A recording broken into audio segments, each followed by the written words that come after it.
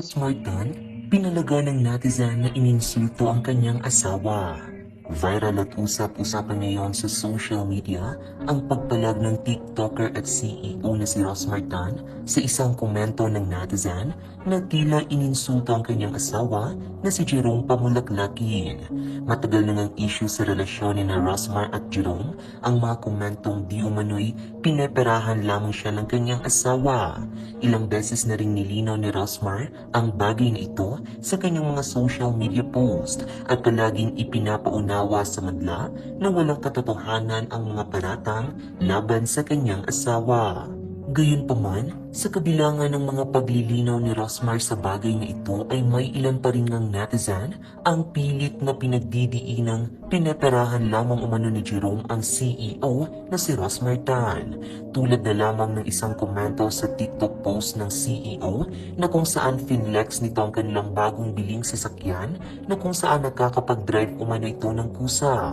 Habang binivideohan ang bagong sasakyan ay makikita ang kanyang asawa na si Jerome na nagsiselfone.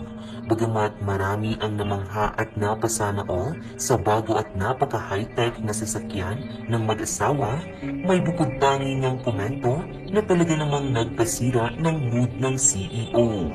Ayon kasi sa komento ay pineperahan lamang umano si Rosmar ng kanyang asawa.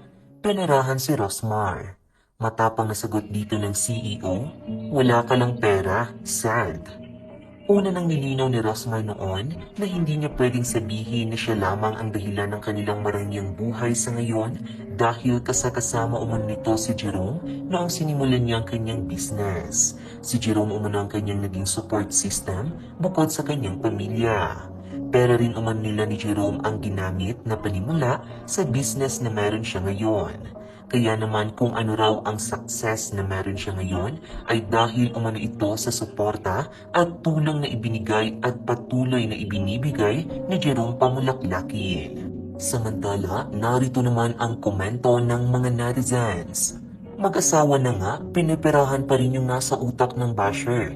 Malamang give and take sila and sharing. Kasi mag-husband and wife naman. Panong pinirahan magkasabay sila noong panahon na mahirap pa sila.